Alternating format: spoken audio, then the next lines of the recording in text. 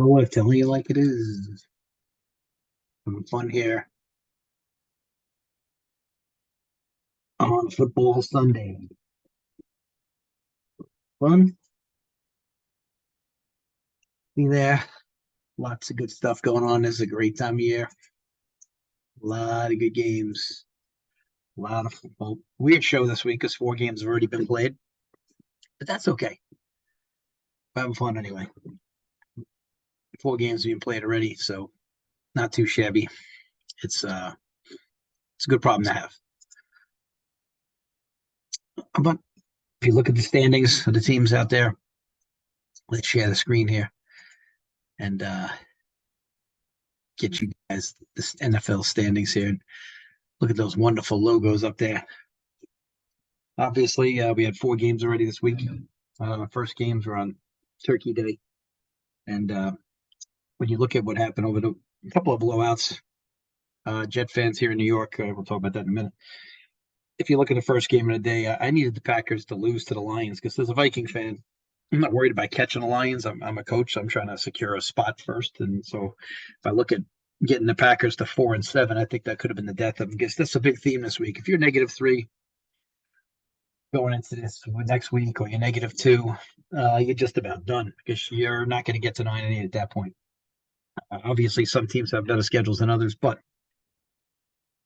at the same time, I don't know. I don't see it happening. So we'll have to address that later. But if you look, Seahawks got trounced by the Niners. That's good for the Vikes. The Packers, like I said, I was hoping for the Packers to lose, but most Viking fans are delusional, so they just were dreaming about catching the Lions, which has some interesting things because the Vikings, if they do wind up matched up with the Lions in the playoffs, that'll be 3 times in a 4-week period they played them. I don't know if that's ever happened in NFL history before. I'd have to look that up and find out, but you could definitely tell that that would be a little crazy 3 times in 4 weeks because you don't know who has the advantage. Would it be an advantage to win all 3? Would it be a disadvantage to lose all 3? Would it be an advantage to win 2 out of 3? Would it be an advantage to win 1 out of 3? Now, who knows? Probably not something that we're too familiar with. But if you look at the NFL standings here, let's get to that for a sec. Let's find those standings on the NFL here. Obviously, there's some, I don't know, Alabama wins that game yesterday, and that's why Auburn's not Alabama. You blow that game like that. But if we go into playoff mode here, let's go down the standings there. Dolphins beat the hell out of the Jets. Jets on a Hail Mary play give up a touchdown. So that's typical, same old Jets as the common here in New York. But Jet fans just got to let this go. Your GM really screwed up. You should have had someone in the building next Tuesday. You finally activated Simeon when this happened in week 1. You should have had Carson Wentz in there, a Dobbs type, somebody who's been around Andy Dalton, anybody. If you would have had anybody completing passes, you might have been 6-5 now instead of 4-7. But you're not, and that's the thing. You were given the Giant game. You're really a 3-8 team right now, and now you got. And by the way, Lazard was not great in Green Bay. I mean, Cobb was not great in Green Bay anymore. Lazard was never a great player. If you look it up, I'm sorry. I know he's Rogers' friend, but Lazard has been not a great receiver. Take it from a Vikings fan. Never was fearful of him my whole life. Just never. Yeah, when you're playing with Rogers, you're going to get a couple of catches, but never a game breaker. So and then you talk about all these jet weapons. You got guys dropping passes. The stud on the wing there dropping passes. He's not a great wide receiver. He has great talent, not a great wide receiver. Great's Jerry Rice. Great's Randy Moss. Great is Tyreek Hill. Great as those people, not these guys. So Dolphins coached the Jets. That was horrendous. I don't mind going for the Hail Mary, so I can't blame him. You can't go with that result theory. You had the Chiefs last week lose to the Eagles, which is a big game from last week, but so who else played in that week? Well, we had the Bengals playing without a quarterback this week. We got a lot of crazy situations this week. The Cowboys smacked the Redskins/Commanders, Deadskins in my book. So now they're gone. Of course, Jack Del Rio will suffer the fall, but Ron Rivera's got to go. Let the enemy take the job, or there's rumors that Bill Belichick would be on that job. And like I said, the 49ers smacked the Seahawks. So if you look at the standings here, going into the week, you got the Dolphins beat the Jets. They're 8-3. Dolphins are obviously a playoff team. Them and the Ravens will fight for the number 1 seed. They're up on the Ravens because of conference record, which is a great tiebreaker, which really helps our Vikes going forward. Kansas City 7-3 after that loss to the Eagles. Kansas City's having trouble scoring. I hate to say it. Swifties, Travis Kelsey's production has gone down, fumbling the balls, catches aren't that good. Traveling to Brazil in the middle of the week when you should be practicing, studying film, resting your body, not doing it. Production's down. That's a fact. It's not an opinion. Last 3 games hasn't gotten it done. Browns are 7-3. It's the worst 7-3 team I've ever seen in football in my life. Texans are awesome. D'Amico Ryan should be coach of the year. Stroud will be rookie of the year, I hope. Pittsburgh were 6-4 team versus team, right out of 6-4. They're playing the Bengals, staying the big game, which we'll get to in a minute. So you got the Broncos back in it at 5-5, Colts back in it. If you look at this, there's really 13 live teams for 7 spots in the AFC. That's why the AFC is a dogfight. Whereas in the NFC right now, we could already eliminate 5 teams. Panthers are 1-9, Cardinals 2-9, Bears 3-8, Giants 3-8, Commanders 3-8. Bucks just about out. If they lose today, they'll be 4-7. They'd be done. Falcons are playing the Saints. One of them's going to lose a game. And that's why you basically have like 8 teams fighting for 7 spots. And Packers going to play the Chiefs next week. Hopefully the Chiefs will win that game as a Viking fan here and you get the Pack to 5-7. But a lot of big games. A ton of big games this week. So we're in a good situation. Let's check out the schedule. As we go through here, Miami and Jets, we talked about that already. New Orleans and Atlanta is the first place game. New Orleans the game up. New Orleans is underachieved with that schedule, with the worst schedule in NFL football, as we did. I'm telling you like it is. We saw them basically be the easiest schedule before the season started. They have not taken advantage of it. They should be a better team now. They have a lot of talent. Kamara, Michael Thomas, got other things going on. It's a strange situation. I thought Jameis played well last week. We'll see what's going on with Carr. See what that injury report reveals. I think that New Orleans is better, but they've just been disappointing all year. Atlanta's going back to Ritter again. I thought Heineke didn't do a bad job, but Atlanta has some weapons too. I think they gave it to the rookie Bijan Robinson enough against us, but I'm grateful for that. And I told you the team in the NFC North that handled the NFC South the best would have the chance to win a division. The Vikings right now with 3-1 versus the NFC South. Thank God for them. Shouldn't have lost to the Bucs either. Carolina, Tennessee is a meaningless game. Carolina just trying to see if Bryce Young is good enough, and Levis is good enough for Tennessee. I feel for Derrick Henry being in this spot. One of these teams is going to be alive in this Tampa Indianapolis game. Tampa going to be they're at 4-6. Indianapolis at 5-5. That's actually a very big game. One of those teams will be alive. If Indianapolis wins, they'll be 6-5, and they'll be right in the middle of it. But like I said, 13 teams in the AFC have a shot, whereas the NFC is really 8 teams for 7 spots. And some of them are hanging on, and they're going to be eliminating each other. New England at the Giants. This is a game for people thinking of tanking. As a coach and a player, I can honestly tell fans can tell that they never played or coached anything at a high level. You're not tanking. You're trying to win a game. It's human nature. I doubt Belichick is going to try to throw a game. He's never lost to a rookie quarterback. He's going to try to confuse DeVito, but New England's offense is confusing in itself.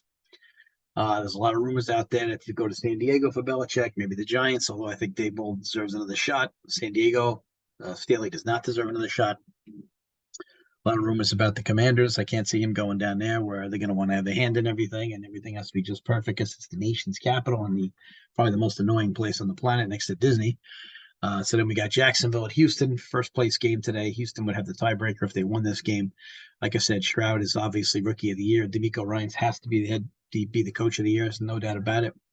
I'd like to remind people you can be the coach of the year one year and have people calling for your job the next. Just ask the NBA coaches like Byron Scott. Ask guys like Brian Daboll, coach of the year last year. So Cleveland at Denver is a great game. Denver's worked its way back in. You knew Sean Payton and Russell Wilson would find a way. Eventually, Vikings outplayed them, outgained them by 100 yards, but lost the turnover battle. Madison putting that ball on the carpet when we're going to go up 2 scores there. AOC with some strange play calls with the 3 timeouts in a minute 30. And for you Kirk haters, Kirk doesn't lose that game if you keep blitzing him. He picks it apart. But we think we found some kryptonite for Dobbs. Does not handle the blitz well, did not read it well. Only threw the ball to the side, didn't take a shot over the middle when we had all those timeouts. Couldn't even get us in field goal range. Not a good situation. So Cleveland at Denver, obviously Watson is out, but Cleveland's defense, Myles Garrett obviously could be an MVP candidate, winning without any offense. Rams, I should say, at Arizona. This game is pretty much over for the most part. I mean, the Rams could get back in it, and when Stafford plays, They're a totally different team, but it's getting late in the game for them. Arizona showed some signs last week, but still lost a tough game. They're obviously a lot better with Murray and a live dog in this game, even though they're at home. Kansas City and Las Vegas. Kansas City is not going to be in a great mood. Raiders need this game in the worst way. So does Kansas City. They've gotten a great push out of having Pierce as coach. That's been exciting. Buffalo and Philly is the game of the day, probably. Even though I hate to say Texans and the Jags still doesn't have that same juice. Buffalo is fighting for a playoff spot. Philly looks really good. They haven't even played really good yet, and they're still basically 10-1 and rolling through the schedule. Baltimore going to try to put the Chargers out of their misery. And tomorrow night's the biggest game of the year for the Vikes. The Vikes can get to 7-5.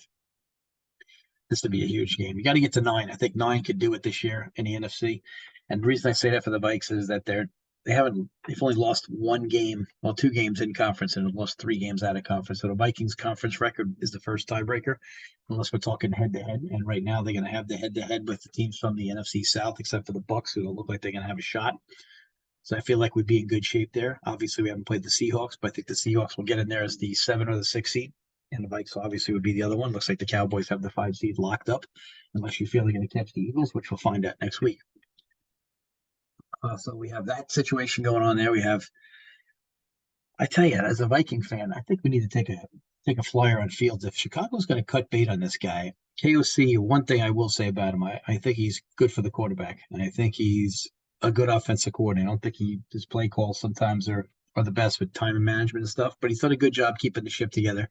But at the same time, I think you got to look at Fields. If Chicago's going to cut bait on this guy, I know it's sacrilege to have a Chicago Bear quarterback out team, but I tell you, I really think we should take a look at him. KOC is good with the quarterbacks. Can we get this guy for a cheap? I mean, if the Bears cut bait, can we get this guy? If the Bears lose, they're going to be picking near the top of this draft. They're going to go for another quarterback. I mean, what situation are we in here? I mean, are they going to go in the Williams situation? They're going to go in the May situation? What do they want to do? I'm not done with Fields. Fields has had about 6 or 7 games where he's thrown for over 300 yards. It's not like Zach Wilson here where he never does that. This is Fields. He's done some great things. Sure, he runs a little bit too much. But you know what? He's shown signs. There's something there. I think with proper coaching, because by all accounts, the Chicago Bears coaching staff is going to be let go. And by all accounts, we can see that KOC is good with quarterbacks. Why not take a flyer on this young guy who has so much ability and obviously has a great arm? I would like to take a shot. He was a winner in college. He'll be a winner for us. I think we could get something out of him. Bye weeks this week. Nobody with the bye this week, so we're good. So if you check out those standings again here, if we just take another quick look, this is going to be a great week of football. If you just take a look, you see that the Niners have snuck back into that rightful spot and won a couple in a row now. Look like they're cruising. Like I said, Vikings are 6-2, and that is one of the biggest tiebreakers. Cowboys are locked into that 5 spot. We're not catching them. So the Vikes and the Seahawks are playing for the 6 and the 7. Green Bay trying to get back in with the Rams with a win today, or the Falcons with a win today, or the Bucks with a win today. Have a sniff of hope. But I'll tell you what, they're going to all be playing each other and going to bump each other off. So either way, Falcons be 5-6, or the Saints would be 5-6. In that case, the Vikes would have the tiebreaker over the other one either way because we beat both of them, that's why I told you the NFC South is so huge, and that's why we're ahead of everybody else here. I'll tell them like it is because we understand these things. We understand playoff matchups. By the way, Brookhaven Tip-Off Classic this week at Eastport South Manor where the Sharks are. Games at 10-2, 10-12, 2-4. Come on out. 8 Brookhaven teams matching up, having some fun. Looking forward to that. See some great games. Come out and see some good basketball. Good tip-off classic. A way to get something going and see see how much fun we can have and get the basketball season off right. We've had a couple of scrimmages. Look good in some, look bad in some others, and we're going to go from there for that. But again, Commanders look like they're out. Giants obviously are out. Bears going to be out. Cardinals going to be out. Panthers going to be out. This is a tricky game for the Vikes, but if they could ever get this game, they are in great shape. We have a bye next week. We haven't heard the exact report on JJ coming back. We got to figure out if he's going to be back for us or not. Like I said, the AFC is a crapshoot. Chargers still hanging on for life. But the 7 seed Steelers are 6-4. They're playing the Bengals. The Bengals lose today, they'd be pretty much officially done. They'd be 0-4 in their division if they lost today, and they'd be 1-6 in their conference, and they would be actually just devastated as it is. Even if they win today, they'd be 2-5 in conference, and that's probably not going to work. But again, really exciting time of year for football. It's just been a great fun season so far. The quality of football has been a little shoddy. A lot of backup quarterbacks out there, but it's been exciting. And the playoff seeds and everything else. Like I said, Vikings get a win tomorrow night here on Vikings Weekly. They'll be in great shape. They get and we said if they got to 1-4, they could still get it done. 2-3 would have preferred, but you could still make the playoffs with their schedule. We got to hope that we can beat the Bengals, which I was counting on as a loss. But if we can get this one tonight, we could definitely secure ourselves in a 6-7 seed matchup. Right now, well, 6-7 seed into the playoffs, not matching up.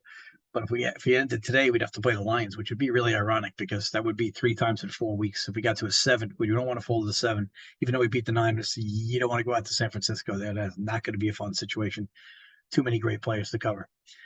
But okay, that's going to do it for us here on Telling Like It Is. Enjoy your rest of your Thanksgiving weekend off. We only have a couple hours. Back to the salt mines tomorrow. It's great to be with you. Looking forward to having some more football. Looking forward to the rest of the season. This week, we have high school basketball kicking off in full here on Long Island. Come on out, see the games.